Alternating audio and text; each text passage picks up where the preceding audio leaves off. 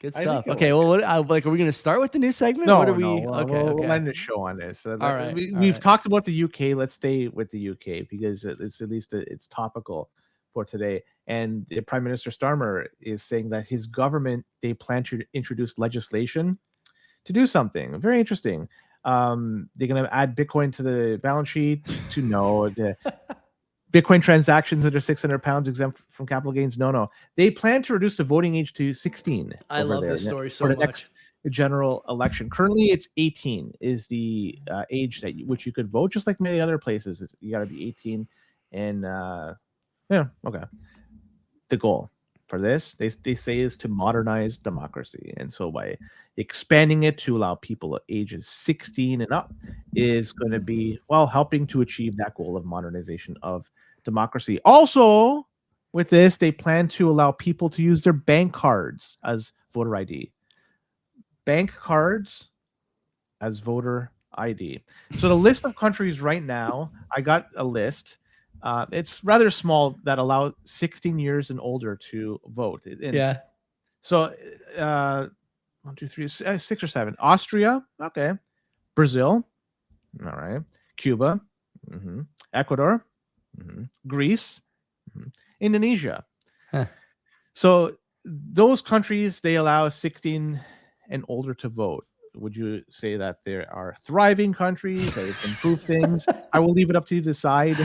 Yeah. I'm not going to make If those countries were on a monopoly board, they would not be the fourth, the fourth parallel. They would be they'd be the first parallel that you cross. The Baltic and Mediterranean. And fucking not even that. I'll give them the fucking electric company. Not even fuck that. In the UK, 16-year-olds are not allowed to buy alcohol. They're not allowed to buy lottery tickets. Yeah. They're not allowed to get married. They're not allowed to run for office. Yeah. But yet they are going to allow them to vote for. Do you think they're allowed to vote because they're old enough to get groomed and not have the groomers go to jail? You think that's the line they decided to draw in the UK? These fucking morons. Is there a country that's had like a more obvious slide into retardation? Wait. Before we go any further, okay. Because Canada, is also in the running for this type of change. They are also. I'm not sure if you're aware of this. The Senate has introduced S201. That's a act to amend the Canada Elections Act and regulation adapting the Canada elections. This is for reducing the voter age from 16 to 18. Currently in the Senate, it's in the second reading. It's past the first. It's now in the second reading. And so Canada, too, looks like they're exploring this. This is a disaster. It's such a disaster. And have you seen, I do you remember what you were like at 16? It's just like a total disaster to suggest this. But like I said, you can't fucking buy a drink. You can't buy lottery tickets. Can't drive. Can't get car insurance. Can't do anything because you're too impulsive. You can't even go to the army without parental consent in the UK. I don't know what it is in Canada. You can't even buy GTA 6. You're gonna vote. Come on. What are we talking about here, man? It's crazy. I love this story though. It's just like you cannot have enough Bitcoin. You have no idea how fucking bad things are gonna get. You have no idea how bad things are gonna get. Yeah. Your 16-year-old neighbor who's doing TikTok dances in the cemetery is pretty soon going to be voting against you at the election. You're trying to get another $100. It's just like unreal, man. Where do you think the $100 is going to come from? It's going to come from you. And the people that are 16, they're probably in 17. If you look at the way they trend in terms of voting, it's going to be more in line with Starmer's government. For sure. So the voting age should be 25. Like that should be the voting age. It should be 25. I'll stick with 18. I like 18. I think I don't want to change it. Yeah. Because not many 18-year-olds voted as it is, and if they do vote, all the more power to them. They could die for their country. They could run for office. They could buy lottery tickets. Why not vote? I want to see every 16-year-old drinking and smoking darts. If they're voting, that's what I want to see. 16-year-olds voting for the other things 16-year-olds are allowed to do is like truly inmates running the asylum level stuff. I can't believe it. Like if you were a 16-year-old, okay, you couldn't coach like a youth basketball team. You like there's just the list is too expansive to go down on this show. But the number of things you're unable to do, not because of some, artificially placed barrier, but because you're just too stupid to do it at 16. And to have them voting, like you just can't. You can't. I'm sorry. This cannot. A quality democracy does not allow this to happen. Now, if you tried to tell me that the 16-year-olds in the UK were, extraordinary in their intellect, I would say, okay, let's see it. But I don't even have to look at the testing score data to tell you that in the UK, test scores are something between way down from 10 years ago, or the tests have been made significantly easier because of, I don't know, racism and learning disabilities or something. Like I don't even have to look. I can already tell you that one of those two things has to be true. And, we can pretend that it's every country is going to go this direction. I hope they do. Honestly, I hope they do. Bitcoin, you don't have enough of it, my friends. You do not have enough of it. Chicago School Board doesn't have enough Bitcoin. They have no Bitcoin, in fact. Because I'm not sure how they rank in the nationwide testing when it comes to comparing Chicago schools to other schools, but Chicago is Chicago for a reason, right? They just didn't come here by itself. So I think the schools had a part to play with the shaping of Chicago that we have today. And if you think things were bad before, it's going to get a heck of a lot worse, because the Chicago school boards are facing a budget deficit of over $700 million. Have they checked the mayor's gift room to see if they could sell some of those gifts? And I don't know if it's going to cover 700 million. That's a lot of fucking gifts. We got to really be looking under the couch cushions in the gift room for that kind of money. And his haircut and shaving allotment, again, that's not going to cover the 700. That's a lot of fucking scratch. And so that's for the next fiscal year, the 2025, 2026 budget that they're looking at. And so they have to do reductions in cost. And so some of it's going to be programs that are going to be cut, layoffs, all that shit that goes along with this. They're saying that 1,450 staff are going to be cut. That's including 432 teachers in total. So there's going to be more students per class, more teachers doing extra. And look, it's not like Chicago is the beacon that we should all strive to be. It's not. It really isn't. In some regards, I think it is. But with respect to how things are playing out with murders and shit like no. Has anything good happened in Chicago since Jordan retired? They won Sammy Sosa. That was before Jordan retired, probably. So White Sox won a World Series when they shouldn't have won a World Series. Okay. They cheated though, right? Oh no, that was the Astros that were banging on the drums. Yeah. I can't think of a lot of the good things that have happened in Chicago since Jordan retired. The Blackhawks won a Stanley Cup, didn't they? Yeah. Okay. So Bears, they did fuck all since '86. Yeah. So yeah, not really. There's a lesson in there. The thing about not to like pin this on diversity, okay? Because I don't necessarily think this is the only culprit. But when you have classrooms with a lot of like immigrants and a lot of people who don't speak English or don't speak it well, and other barriers to learning like disabilities and whatnot that in the past would have been moved to separate classrooms. Like when we were kids, there was always a spec ed hallway, right? Or a spec ed class. And, if you saw a kid running down the hall in a helmet, you knew that kid was spec ed. And so, you were kind to that kid and empathetic for that kid's situation. You never had to worry about your teacher having to stop explaining calculus to you to deal with the helmet kid in your class. When you think about Chicago and schools and deficits and all these things, what you should be thinking is what's happening that's diverting attention from developing the top end talent in that city. And it's clear to me that there's at least some role being played by this idea that there's too much going on in classrooms. To your point, it starts with the schools. There's too much going on in classrooms. The teachers cannot give kids the attention they deserve when the potential in those kids is high. But maybe more importantly, good teachers will leave these areas, right? They'll flee, because why would you want to spend your time in a classroom where you can't deliver in the way that you want to, the way that you're capable of, and the flywheel continues to turn, right? As far as the deficit that the city's dealing with, this is the same city that also promoted stuff like state-owned grocery stores. They were going to force certain stores to not be able to close due to crime. These people running Chicago are just not that bright. There's really no other way to put it. Lightfoot before Brandon Johnson and whoever was before him, like these people are not that bright. And I don't know how else to put it besides that. Look at the quality of the proposals, the quality of the policies, the quality of the people running different branches of their office. And finally, Len, the most important thing to look at, just look at the way these guys address some of the most obvious difficulties their city has been having for, the better part of 2 decades now. They don't have any ideas. It's just one poor idea after another.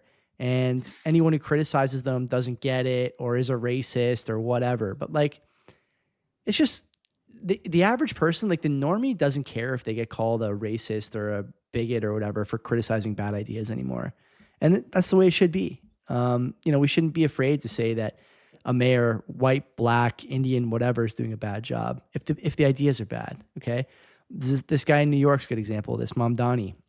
People criticizing this guy because he's, brown or Muslim or whatever. I don't care if he's Muslim. I care that he's a commie.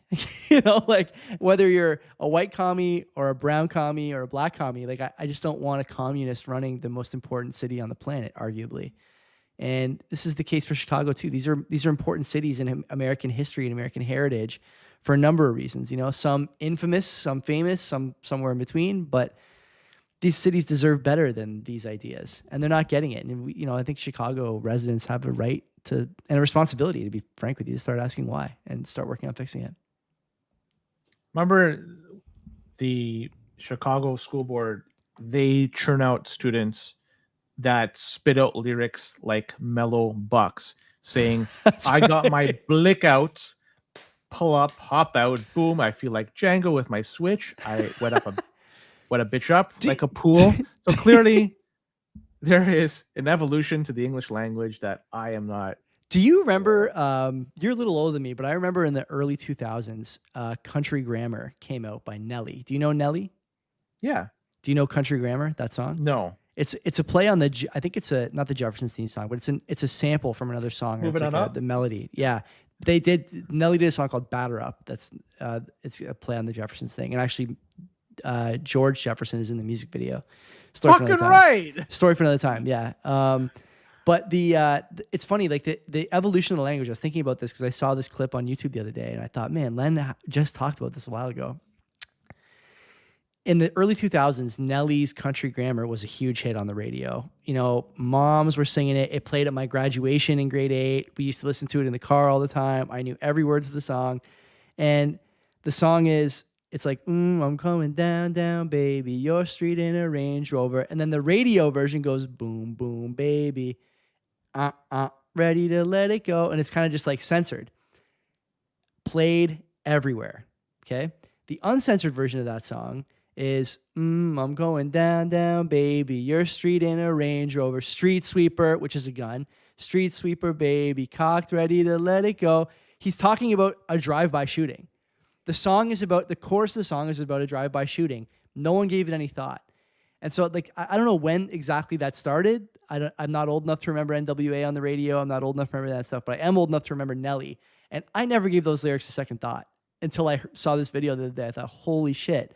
This guy's singing about a drive-by shooting that he's executing. Yeah, I guess. Mm-hmm. And when you think about like how far some of this stuff is pushed in terms of cultural norms and the Overton window, there's probably something to be said about that in the way that some of these cities are finding themselves now. I don't know what St. Louis is like. Nelly is from St. Louis, but there you go. St. Louis is a rough town. Yeah. And there you go. Pablo saying he sampled Down Down Baby by Traditional Folk. There you go. I knew it was a sample. I couldn't remember what it was from, but yeah. Little early aughts hip hop trivia for you there.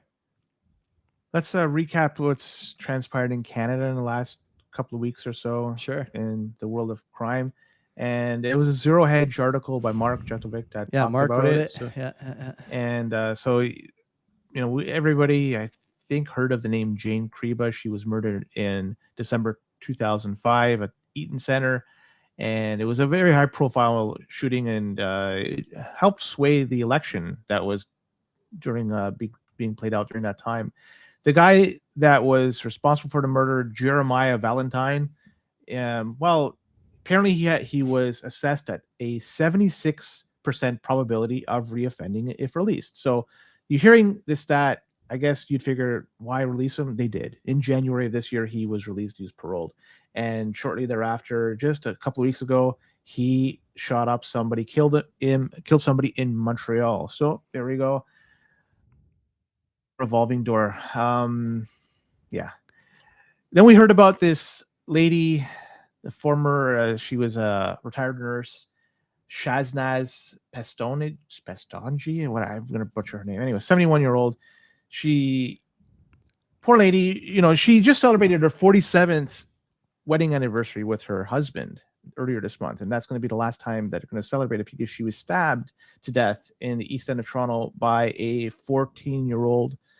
It was an unprovoked attack, and apparently he was trying to steal her car, and she didn't want to give it up.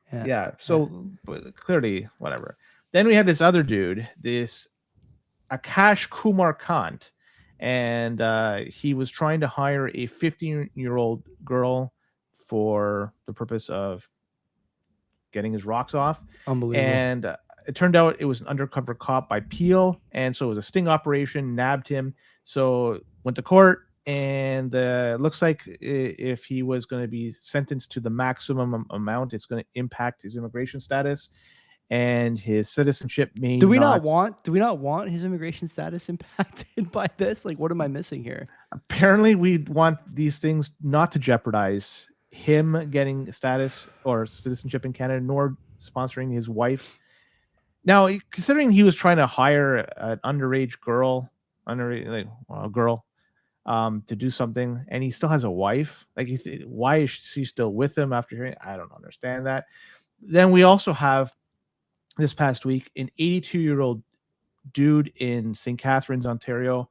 He's now dead. Why? This guy was in Niagara Falls, chilling at a park. Somebody decided to approach him, steal his car, and with that very same car, run him down at the park that he was at. So 82 years old, gone.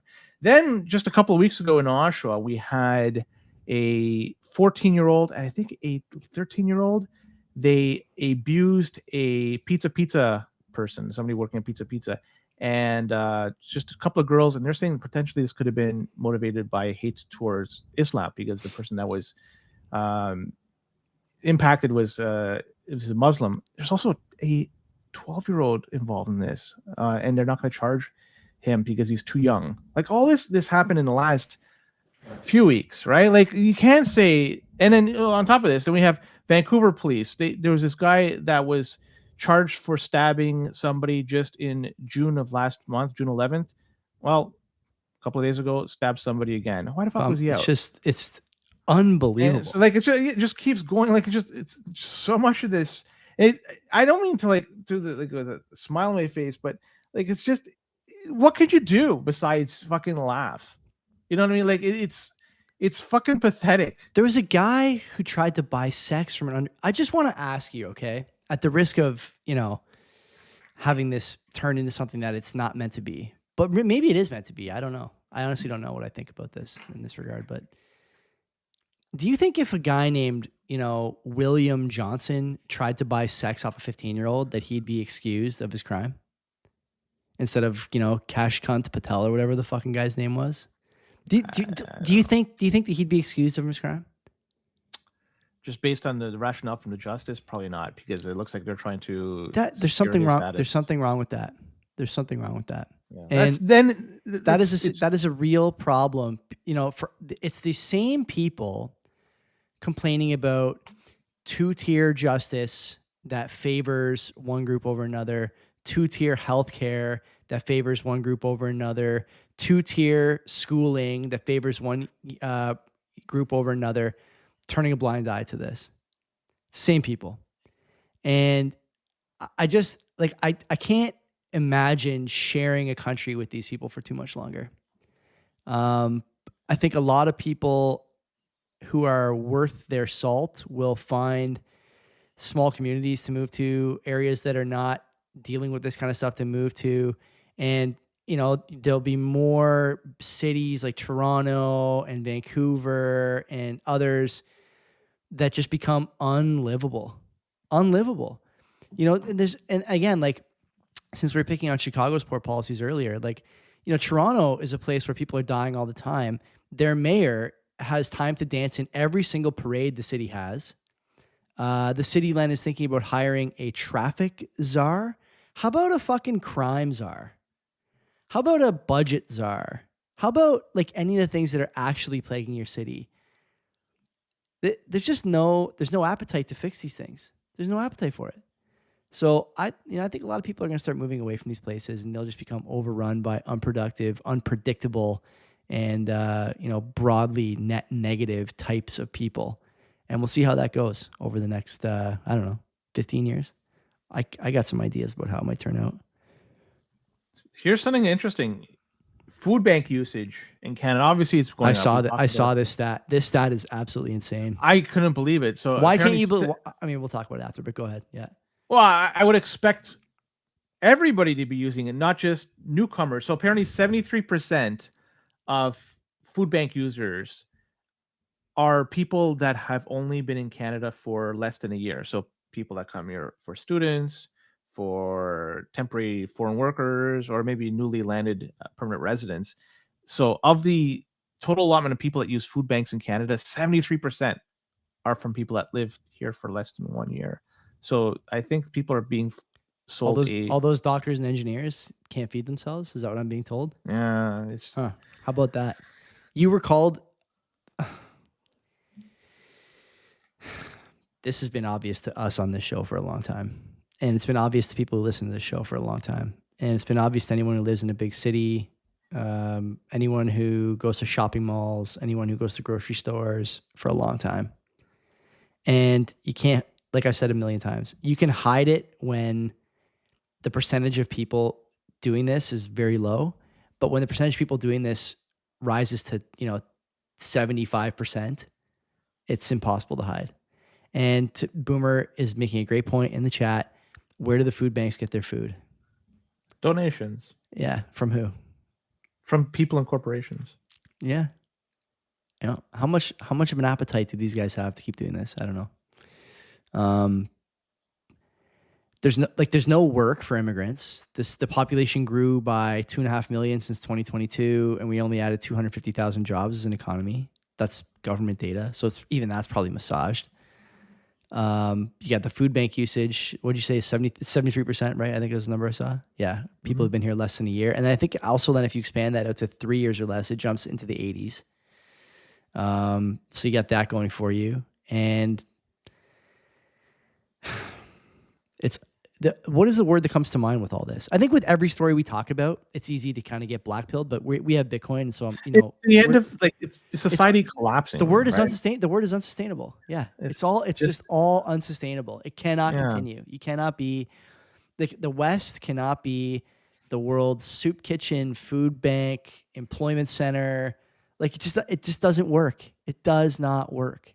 And you can see the writing on the wall, and we're all just going to pretend that we don't see it. Well, not people in this chat, but again, you cannot have enough Bitcoin because the money that comes down the pipe is going to be like, it's going to be like the Noah floods, and you're going to have people wondering why they can't afford anything, why their house is no longer worth anything, why they're, why they can't afford kids or and the answer is going to be because of the printing. The printing is going to have to come because you can't just keep having 75% of the people you welcome into the country using food banks. And by the way, and now I understand we're targeting 20,000 of these people to bring up to 9 dependents, grandparents, parents from their home country. From wherever, yeah.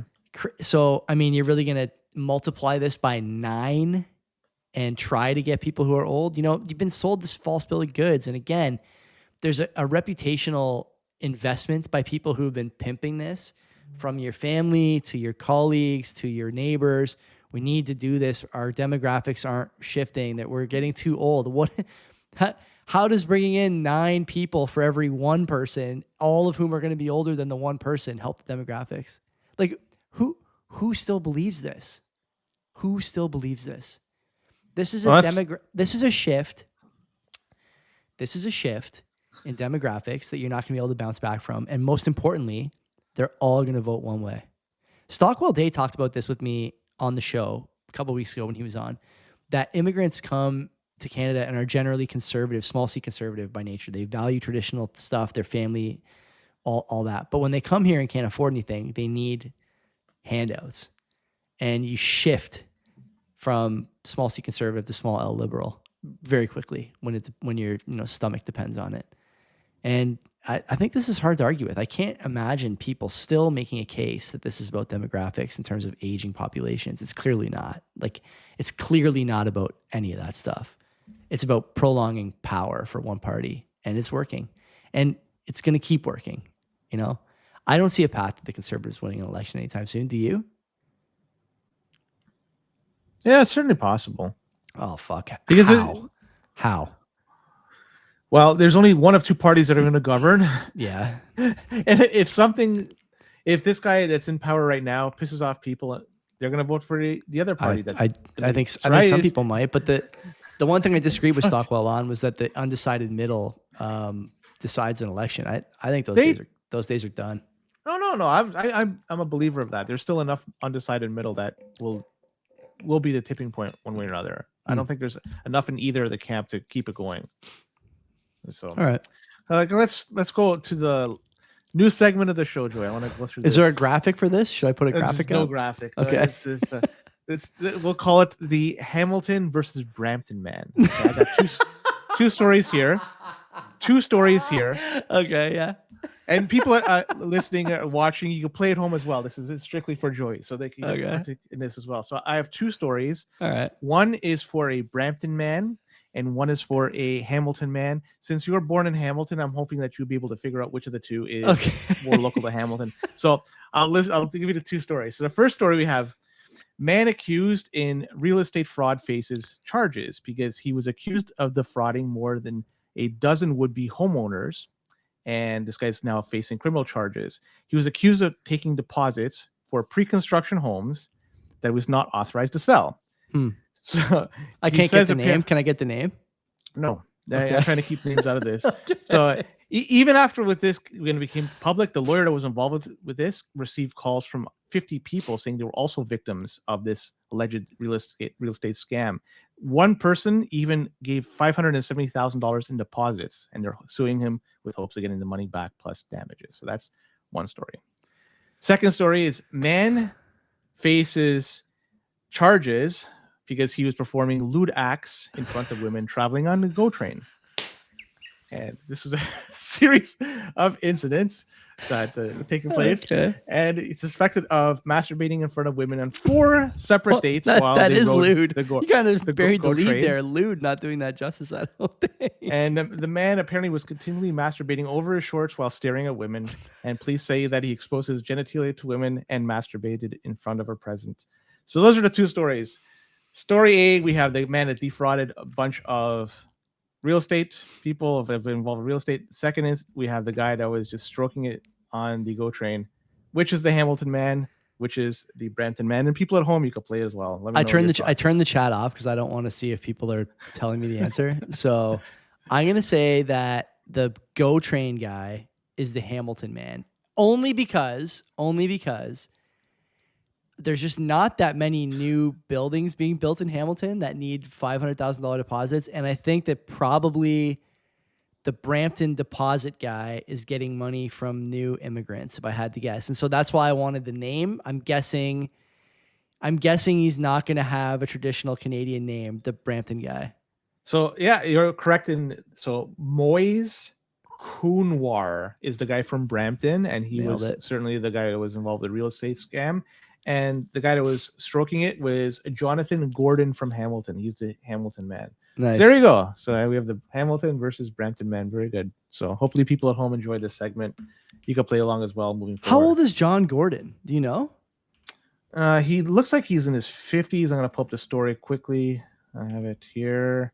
I knew a guy named John Gordon once. No, it doesn't say. Interesting. Okay. Well, good segment. I like that. We could do that every week, probably.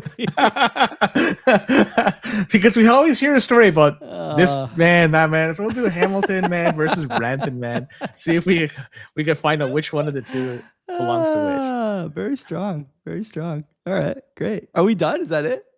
That's it, Joey. Actually, we can do one more story. It's only 127. We got. Now we'll do one more. We'll talk. This is a story from Global News, so it's not my story. I'm reading it. The title of the story from Global News, by the way. I'm just. Oh no, it's never good. Before joining cabinet, the public safety minister wrote immigration support letters for terror group member. This is from Global News, by the way, not from me. And according to the article, I'm reading it verbatim. He wrote letters urging Canadian officials to approve the immigration application of a man that they had determined was a member of a terrorist organization. And the letters were dated from 2016, and before he was before he joined cabinet. The cabinet member is Gary. I can't pronounce his last name. He's a Sri Lankan dude. So it's his first week on the job, guy. That guy.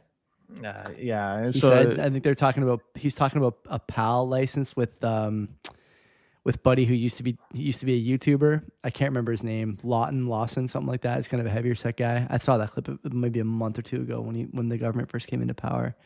Yeah. Okay. So he's writing letters on support of this guy named Senthuran Selvakuraman. Hopefully I pronounced that right. Anyways, apparently he was involved with the Tamil Tigers. That has been deemed to be a terrorist organization.